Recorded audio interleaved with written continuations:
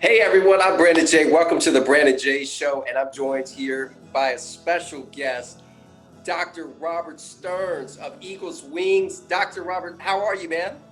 Hey, Brandon, I'm doing well, man. Great to be with you tonight. Hey man, it's awesome to get reconnected with you. The first time I got to meet you was at one church in Los Angeles at Pastor Touhey Roberts, and it's just incredible. I mean, since I saw you preach, I think he's written an additional two books. Sarah Jakes Roberts, they've been together for years now, and the ministry just keeps growing. Pastor Torre is a rock star, brother. I mean, the favor of God is all over that beautiful family, and part of favor is that it brings together people of like heart, and you and I connected, and we just sensed, all the positivity, all the goodness. It's all about putting out into the world love, hope, peace, joy, sowing those things. Because as you sow, you reap and it comes back to you. So you and I connected there, and now we've reconnected. And it's a time where we need good-hearted, kind-hearted people more than ever. So I'm thrilled to be with you here and to connect with your audience. Yes, sir. And, Robert, one of the questions I had for you, and I'm very intrigued, by the way, what you are doing with mighty men of God all over the country, a path forward. When I saw you hosting that Zoom that Apostle B. Dwayne Harden introduced me to and invited me to join, I was like, wow, I got to interview Robert and talk more about how I can get involved in not only myself, but how the audience can get involved in a path forward and what you guys are doing. Well, yeah, I'm so grateful for that. And this really is a startup. I mean, it really is just kind of a ground floor movement. Right.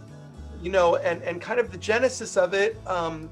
One of the things that I do is I bring young pastors, millennial pastors, with me to Israel.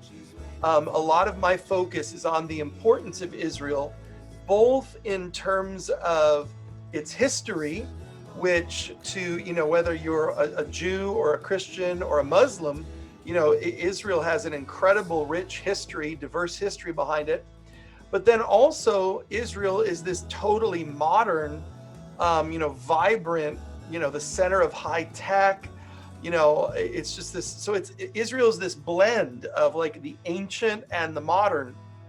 So one of the things that I get to do, I'm so excited, is to bring pastors and thought leaders, people in the media space, people in the entertainment space, and we bring them over to Israel because we believe that it's instructive for us not only of the past, but also of what kind of world do we want to live in.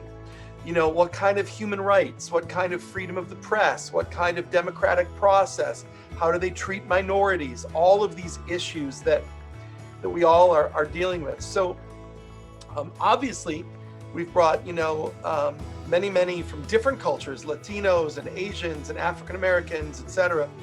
So after George Floyd's murder and Breonna Taylor, all of this unrest that we went through, we reached back out to that group of pastors and thought leaders, and we said, hey, how do we respond?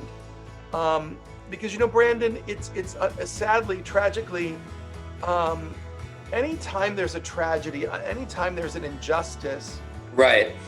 it's so easy to respond to injustice with injustice, right? And then, Yes, chaos, yeah, and then you start to just have this cycle of toxicity.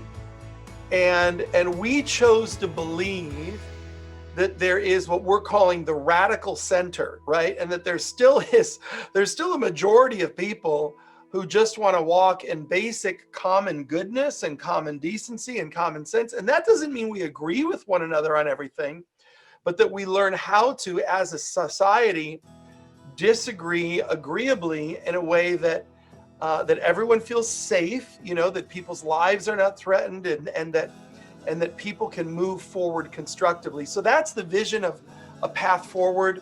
It really is a startup, but we do have about probably 100 pastors of large churches. That's incredible. 100. Yeah. I mean, not bad for a startup, Robert, by any means. Yeah. So that's moving forward across the country, and we're engaged. We have monthly conversations that we call sacred listening conversations, because you have to seek first to understand the person you're talking to before you seek to be understood. That's, the good old Stephen Covey, the 7 Habits of Highly Effective People. And so how do we deeply understand the other? How do we understand their narrative, their context, their journey? And then how do we help them to understand our journey and our context, and where can we meet in the middle? So that's the hard work of the path forward. And that's been occupying a lot of our time the past few months. Well, it's awesome to see people like yourself and these other mighty men of God stepping out on a limb and saying, there's a lot of problems in various communities. However, we can be the solution. We can find what is really needed to assist these people. And I think one of the biggest components, Robert, is education. I think knowledge is power. And I think something that, oh man, so many people have tried to oppress people based on their nationality, where they come from, is, okay, we're only going to teach them what we want them to know and what we want them to understand. And I think that knowledge, like I said, knowledge is power. And by being able to read and comprehend, you can be prepared. So when things like COVID-19 happen, you aren't like, oh, wow, what do we do? And, of course, we must not lean into our own understanding, but acknowledge God in all of our ways, and he's going to direct our path. But how can you hear God when there's chaos going around? Yeah. Well, it's interesting because you talk about education, and I would go back to our trips to Israel. Because one of the core differences that we have noticed, and it's fascinating, but one of the core differences when you kind of compare the journey of people in the Jewish community with the journey of people in the Christian community, right? And so how am I accessing God, and how am I accessing truth from these different vantage points? And for the Jewish community, well, let me start with the Christian community. For the Christian community, the vast majority of us, not all, but I would say the vast majority, it all kind of begins with this idea of like my personal relationship with Jesus, right? So I pray a prayer. There's an intense service. I go, I'm crying. I go to the altar, help me, God. And so it's like the Christian experience is usually, the vast majority of the time, centered around this kind of emotional / spiritual experience that we have, and that kind of then begins to frame our relationship with God. So God is someone I experience. I experience the power of God in a good service. I experience him through the music, through the worship, through the preaching. And it's about me, me feeling God, me, encountering God, right? So, but when we go to Israel, what we start to understand among interacting with our Jewish brothers and sisters is that their encounter with God really goes back to Mount Sinai, when Moses received the law. Moses received the commandments and all of the commandments. And the injunction to the Jewish people was, study these words, bind these words upon your heart, upon your forehead, study these words. So right. A Jewish context is very largely based on study. It's based on, I know God because I study him. I study his words. I study the text. I learn about God. And so Jews, and again, I'm speaking in very broad generalizations. I'm not meaning to offend anybody, but I'm just taking the broadest possible stereotypes. Jews in general approach God through, I'm going to study about God and learn about God. And Christians in general approach him through, I experience God in a service. Yeah, they want that experience. You want to go to the church. You want to listen to the great music and feel this thing like, wow, it's your incredible. Hallelujah moment, right? That's it, man. Yeah, and so one of the things as you speak now about, the chaos, right? Dear God, 2020, what's going on? Oh man, it's been a rough year. Yeah, so one of the things is like, okay, well, let's back into this. we really need to become educated on Yes, sir. all of these issues, because when you have the tragedy of a Taylor, when you Yeah. have the tragedy of a George, when you have these tragedies, this leads you to an immediate emotional response. And that is totally understandable and totally appropriate. But it also is only a partial response, because we have to ground that emotion, right? If that emotion is going to produce something, then it has to be coupled with facts, with data, with process, with policy, with legislation. So, for example, we had a sacred listening event the other week, and a very famous attorney named David French was with us, and he was speaking about the concept of no-knock warrants. And he said, Yeah, listen, man. the real issue here is the issue of these no-knock warrants, because when that is present in society, you're going to have more tragedies like Breonna Taylor's tragedy. And so how do we look at the court rulings, the local police chiefs, issuances of these, et cetera, et cetera? So it was a very powerful moment for us to understand that when you add that education piece, right, and you study the issue out, I think you can honestly get a lot more power, a lot more work done. As you say, knowledge is power. So yeah, man, we're just trying to walk it out as best we can and produce good fruit in the midst of a very difficult year. Man, I commend you, and thank you so much for sharing this wealth of knowledge, because people are looking for solutions and they are truly clueless. And I just saw KTLA yesterday, and they were talking about there may be another lockdown because of another curfew and locking down because of this virus, and the cases are through the roof. And just when you think things are getting better, it's like we're reliving it all over again. It's deja vu. Yeah. And what do you do in a scenario like that? And all I can say is I'm just praying that we do find the solution. But I'm one of these people, and I think about the vaccine, and there's pros and cons to everything. And I've never been a fan of vaccines, Robert. That's just me personally. And does someone go out? Is it how do I say this? Is it just for them to force the American people to have to get a vaccine in order to be able to travel, in order to be able to experience the good things like going to concerts and things of that nature? And I honestly can't answer that question. It's one of those things where it's like a catch-22, and we just have to wait and see what's going to happen. But my whole goal in an effort to educate people and to help people and give people hope and inspiration, and that's what we've been doing with an attempt, and I feel we've accomplished it with the Brandon J. Show, with people like yourself and Apostle B. Dwayne Hart and others that have been in the industry, that know the pitfalls and can assist others with knowing how to get around those things and cope with tragedy, which is something that a lot of us experiencing. I mean, I've experienced it with people I personally know and haven't talked to in years, and they passed away from COVID-19, and there were other underlying health challenges that these folks were experiencing before they caught COVID.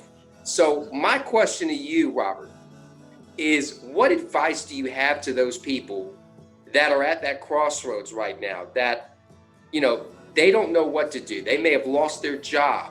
They may have been having problems with their spouse. What do you do to cope with this stuff, when things don't seem like they're getting any better? Yeah. I mean, it's a great question, and I think I'll give a two-part answer. Towards what you were saying earlier about vaccinations and human freedom and rights and all of this. I think, Brandon, unfortunately, where we're at is we are at really the crossroads of the new age of technology. Yes. And it really is going to, it already has, but we're still on the beginning. We're still at the cusp of it. it's going to redefine all of human society. It's going to redefine all of planet Earth. The preponderance of technology and the integration of technology into society. And eventually, Yuval Noah Harari, who I read a lot, his latest book, Homo Deus, he's a philosopher out of Hebrew University. He says it's eventually even the integration of technology and biology, because at what point do they shrink these things down, and then right, aren't they just coming out now with Apple glasses?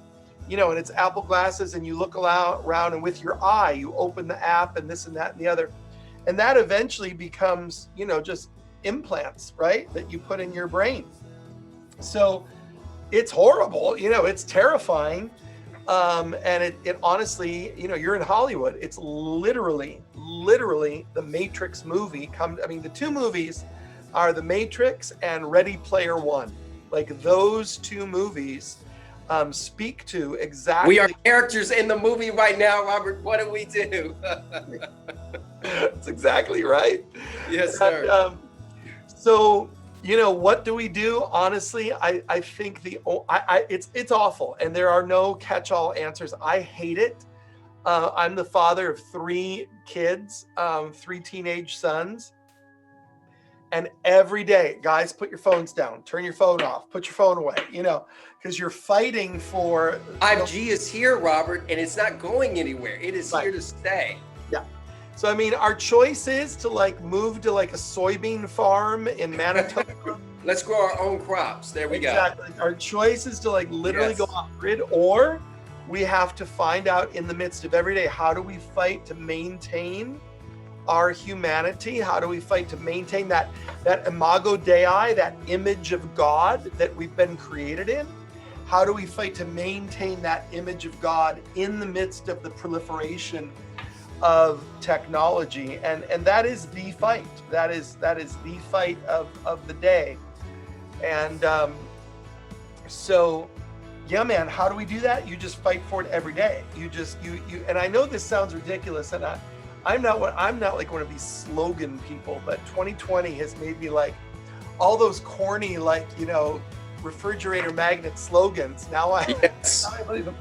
And it's really literally take one day at a time. No, you have to. We know it's in the Bible. We can speak this because we're both men of God. Yep. And tomorrow is not promised. Okay. That's right. So it's not promised. So when I wake up, I learned this from my great grandmother, and I thank God for giving me another day to get it right. And what do I mean by getting it right? Giving me another day to fulfill my purpose, the real true reason that God placed me here on this earth. And that's something that, and people are like, oh, there's people that'll tell you, oh, I don't sin and I don't sin. No, we sin thousands of times a day. Okay, that's why we ask for forgiveness. And that's why, Jesus had to die on the cross, as the Christians believe in. And even Jesus was labeled the King of the Jews because they carved it into the cross when they crucified him, because they were, the Jews in that time, they were afraid of seeing God literally manifested in the flesh. And it was incredible to see what we can do now, right? We can do great things, and with technology, like you're saying, but we truly have to be prayed up daily. We don't know what tomorrow brings. And you're right, this is a battle each and every day. I'm trying to stay on top of it, but technology is literally evolving every single day. And it doesn't matter your age, right? We can use that, oh, I don't believe in this change, and, and get left behind, right? So only the strong survive. So Robert, if someone wants to get involved, because I appreciate you sharing all of this wisdom with people. If someone wants to get involved with Eagle's Wings, how do they get involved? Yeah, man. The easiest thing, follow me on social, and I'm sure they'll put my social up, but Dr. Robert Stearns on Instagram. There's a Robert Stearns public figure page. Always love to make new friends. Always love to have conversation. Always love conversation with people who are different, right? Who come from different viewpoints. That is how I believe we move things forward. So yeah, just follow me on social, and then our website is eagleswings.org, and Path Forward is thepathforward.org, I believe it is. It's easy to find. Just Google that. Our website just went live. But yeah, man, I really, there is that thing of, waking up every day. I woke my kids up this morning, and they just roll their eyes, right? But here we go again, Dad. Yeah, exactly. And I said, guys, this is the day the Lord has made. We will rejoice and be glad in it. It's that declaration that says, today matters. Today is a gift. Today is an opportunity. Today is going to be whatever we make it to be if we show up with our faith, our hope, our love, a mindset of opportunity, a mindset of growth, a mindset of kindness, a mindset of worship, however we show up. And if we just show up, Call of Duty, I'm just on my video games, man, you're gonna waste that moment. So I think it's just fighting back moment by moment, right? Like, what's the don't curse the darkness, light a candle. Just take those moments. And for me right now, that looks like telling my kids, hey, we're going, we're kind of just coming out of the autumn here. But up until last week, man, the Northeast is beautiful in the autumn, right? The leaves are changing, everything's good. So guys, you're leaving your phones, and we're going for a walk, for 45 minutes. You got fresh air in your lungs, and you're talking, and you're being there in that moment. And that's where we really connect with the eternal. That's where we connect with the image of God, our creator, the architect of all of this. And COVID did not surprise God. Technology did not surprise God. God has faced the Tower of Babel before, and God knows how to destroy towers of Babel. And so I'm confident that, God is going to be king in the midst of all of this. Yeah, it's like the days of Babylon, and you got Nebuchadnezzar, you got correct me on my pronunciation, Imrak, Imshak, and Abednego, and they go into the fiery furnace, and minds are blown because they get out of that, because even in the midst of that test, they did not lose faith in sight of who they truly were, their identity. It's Shadrach, Meshach, and Abednego, and their famous line is this. They say to the king, King, our God is well able to deliver us from this fire, but even if he does not, we're not going to worship you, we're going to worship him. Man. And so that's got to be our position of our heart. Our God is well able to handle everything life is throwing at us right now. And the country is in uproar. Everything, dude. I love that scripture. It says everything that can be shaken will be shaken. And we're in a moment, there's great political shaking and shaking in the medical community and economies and all that, but it's all part of a greater plan.